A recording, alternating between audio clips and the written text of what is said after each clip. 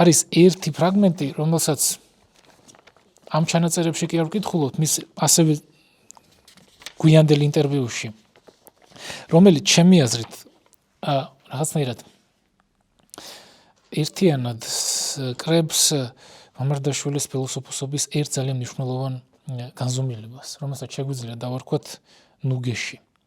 მამარდაშვილი ამავდროულად აქამდე რაც ვთქვით, იმ ყველაფერთან ერთად არის ნუგეშის გამზიარებელი ფილოსოფოსი, ის ვისაც შეუძლია ანუგეშოს, ის ვინც მას უსმენს ან მას კითხულობს.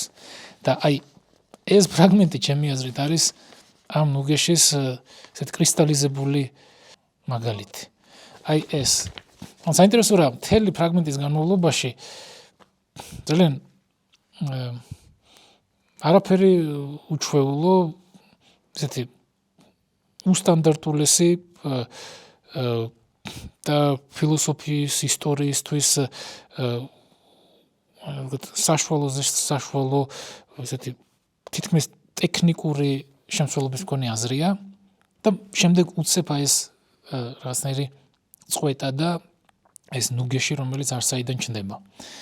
მოკლედ ეს არის 99 წლის ინტერვიუდან ფრაგმენტი და ფრაგმენტი შემდეგია. სამყარო ისეა მოწყობილი, რომ მასში ყოველთვის შესაძლებელია მაგალითად ზნეობრივი ცნობიერების უშუალო სიცხადე, რომელიც არ საჭიროებს დაფუძნებასა და ახსნა განმარტებას. კანტი შემთხვევით არ მიიჩნევდა რუსოს დამსახურებად იმას, რომ ამ უკანასკნელმა ეთიკა ყველაფერზე მაღლა დააყენა. იმ აზრით, რომ არსებობს გარკვეული ეთიკური სიცხადეები, რომლებიც არ არიან დამოკიდებული მეცნიერების და ცოდნის პროგრესზე. არამედ სამყაროს წყობის ძალით არიან შესაძლებელი. ხო, ესე პრაქტიკული გონების ტრანსცენდენტალურობაზე ლაპარაკობ. პრერეკვიზიტი არ ჭირდება ამ სიცხადის. ეს თავისთავადია, თავისთავად აუცილებელი. ანუ, ესე იგი, უცხადესი და ესეთი ლექსიკონური აზრია, ხო?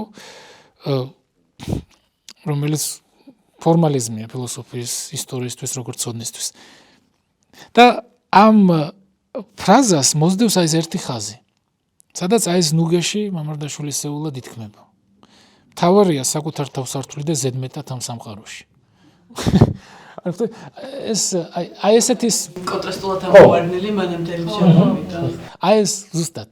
აი ეს კონტრასტული ამოვარდნა და რაღაცა ლექსიკონური სიცხადიდან უცებ ნაბიჯი ან ნახტომი აი ნუგეშის მთქმელი რაღაცა აზრისკენ.